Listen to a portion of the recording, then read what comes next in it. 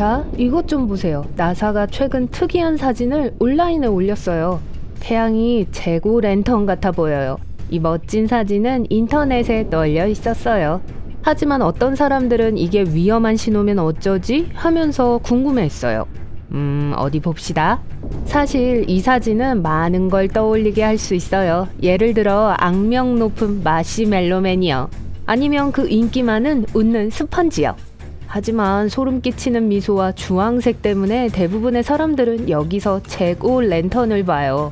그리고 정말 우연인 것이 이게 2022년 할로윈에 게시됐어요. 나사의 태양활동 관측 위성이 이 이미지를 포착했죠. 이 관측소는 2010년에 설립되었어요. 주요 임무는 태양활동이 어떻게 작동하고 우주 날씨에 영향을 미치는지 연구하는 거예요. 아주 다양한 것들을 측정해요. 태양 대기, 자기장, 에너지 생산 등등요. 나사는 트위터에 이렇게 올렸어요. 오늘 나사의 태양활동 관측 위성은 태양이 웃는 것을 포착했습니다. 자외선으로 보이는 태양의 이 어두운 부분들은 코로나 구멍으로 알려져 있으며 빠른 태양풍이 우주로 뿜어져 나오는 곳입니다. 하지만 이게 다 무슨 뜻이죠? 이 코로나 구멍들은 우리에게 위험한가요? 어디 봅시다. 코로나 구멍은 태양의 바깥층에 있는 더 추운 지역이에요. 이 바깥층의 온도는 보통 약 섭씨 5538도고 추운 지역에서는 약 100배 더 낮아요. 네, 이게 아주 추운 걸로 간주되죠. 보통 이 구멍들은 태양의 극지방에서 형성돼요. 하지만 가끔 예외적으로 다른 곳에서도 나타날 수 있어요. 사진처럼요. 그런데 정확히 어떻게 나타나는 걸까요? 태양이 잠시 쉴 때 이런 일이 일어날 수 있어요. 보시다시피 자기장은 방울처럼 태양을 둘러싸고 있습니다. 태양 활동이 최소화되면서 자기장도 약해져요. 휴식을 취하면서 일을 쉬기로 하는 거죠. 그리고 당연히 그 후로는 상황이 악화돼요. 그때 이 자기장에 구멍이 나타나는 거예요. 자기장이 깨져 태양이 구멍을 통해 그냥 새어 나가요. 말 그대로 거기서 흘러나오기 시작하는 거예요. 이곳에서 별의 밀도와 온도가 점점 낮아져요. 그리고 이렇게 코로나 구멍이 생겨나요. 누출 자체는 태양풍이라고 불려요. 이 바람들은 기본적으로 우주를 엄청난 속도로 이동하는 양성자, 전자, 그리고 다른 입자들의 흐름입니다. 비교하자면 지구상에서 제일 파괴적인 허리케인의 속도는 시속 241.4km 정도예요. 일반적인 태양 플레어의 속도가 얼마나 되는지 맞춰보실래요? 약 시속 140만 129km예요. 그건 초당 386.24km예요. 하지만 태양풍은 그저 지루한 바람이 아니에요. 우주 날씨와 심지어 우리의 일상생활에도 엄청난 영향을 미쳐요. 경로에 있는 모든 걸 파괴할 정도로 큰 규모의 폭풍을 일으킬 수 있어요. 위성, 바다에서 통신을 위한 수단, 전기 네트워크 등등을 말이죠. 이 광선들은 우주선과 충돌해 우주선의 모든 부분을 없애버려요. 태양 전지판도 파괴할 수 있고요. 전자제품에도 문제를 일으켜요. 심지어 궤도에 있는 불쌍한 우주비행사들에게도 위험한 방사선을 조사해요. 그런 바람이 지구로 이동할 때 태양의 자기장을 운반해와요. 엄청난 속도로 우리를 향해 날아오는 바람은 결국 지구 자기장에 충돌합니다. 이 충격이 난기류로 이어져요. 태양풍 입자가 우리의 대기를 관통해요. 그리고 텔레비전과 라디오 신호가 이것들을 감지할 때 이 모든 것들이 지구에 심각한 방해를 야기해요. 그래서 이 모든 공포 때문에 나사 과학자들은 장비뿐만이 아니라 사람들도 보호할 수 있는 다양한 방법들을 생각해내야 해요. 그런 괴물 같은 폭발에도 장점이 있긴 해요. 예를 들어 우리의 아름답고 장엄한 북극광을 책임지고 있어요. 인간 포유류의 역사상 가장 컸던 태양 폭풍 중 하나가 캐링턴 이벤트였습니다. 이건 가끔 태양 대폭풍이라고도 불려요. 이것은 1859년에 일어났습니다. 며칠 동안 태양 표면에 수많은 점과 섬광들이 관찰되었어요. 8월 28일부터 9월 2일까지요. 가장 큰 폭발은 9월 1일에 일어났어요. 영국의 천문학자 리차드 캐링턴이 이걸 관측했죠. 여러분도 짐작했겠지만 이 사건은 나중에 그의 이름을 따서 지어졌습니다. 거대한 코로나 질량 방출이었어요. 그게 지구로 돌진했고 18시간 만에 도착했어요. 보통 태양풍은 이 거리를 3, 4일 만에 이동하기 때문에 이 섬광은 엄청나게 빠른 거였어요. 이 모든 게 전에 있던 바람이 길을 터놨기 때문이에요. 운 좋네요.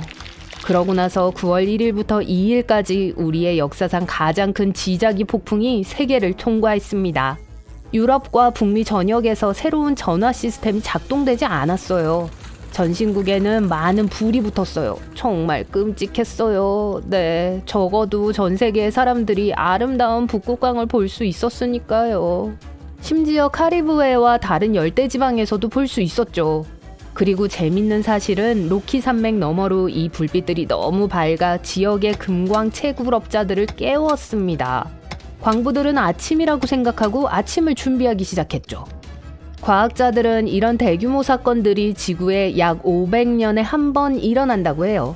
아마도 이전의 태양 폭풍은 훨씬 더 심각했을 거예요. 하지만 안타깝게도 그 당시를 추적할 수는 없어요. 캐링턴 사건 이후 강력한 태양 폭풍은 1921년, 1950년대, 그리고 1989년에 일어났어요. 그렇게 심각하진 않았지만 사람들은 무선 통신에서 심각한 오류를 경험했습니다. 가장 최근의 끔찍한 태양 폭풍은 할로윈 스톰이었어요. 태양이 할로윈에 무슨 원한 같은 게 있나요? 2003년에 일어났고 꽤 예상치 못한 일이었어요. 10월 26일 최소한의 경고와 함께 세계의 거대한 흑점이 태양 표면에 형성되었습니다. 그중 제일 큰 건 지구의 13배였어요. 동시에 17개의 큰 태양 플레어가 태양에 발생했죠. 이 폭풍이 지구 궤도에 있는 우주선의 절반 이상을 손상시켰어요. 심지어 한 일본 과학 위성을 수리할 수 없는 지경으로 만들었죠. 폭풍은 위성 텔레비전과 라디오 방송에 지장을 주었습니다. 깊은 우주에서 임무를 하던 몇몇 우주선들은 안전 모드로 전환하거나 완전히 종료해야 했어요. 그리고 그 순간 국제우주정거장에 있던 우주비행사들은 거대한 방사능으로부터 몸을 숨겨야만 했습니다. 이런 일은 우리 역사상 단 2번밖에 일어나지 않았어요. 하지만 이 폭풍은 이걸로 충분하지 않았나 봐요. 심지어 나사의 화성 오디세이 임무를 중단하게 만들었어요. 화성의 방사선 환경을 연구하는 데 전념하는 게 임무였어요. 그래서 이 사진이 꽤 웃겨 보이지만 이 이면에는 좀 심각하고 위험한 현상이 있어요. 그럼 이제 어떡하죠? 또 다른 재앙적인 사건을 대비해야 할까요? 몇몇 과학자들에 따르면 네, 물론 끔찍한 태양 폭풍이 올 확률은 아주 낮아요. 1년에 몇 %밖에 되지 않아요. 하지만 우리가 지금까지 운이 좋아서 그것들을 피했지만 행운이 영원한 건 아니잖아요. 또 우리에게 또 다른 태양 폭풍의 결과는 재앙적일 수 있다는 걸 잊지 마세요.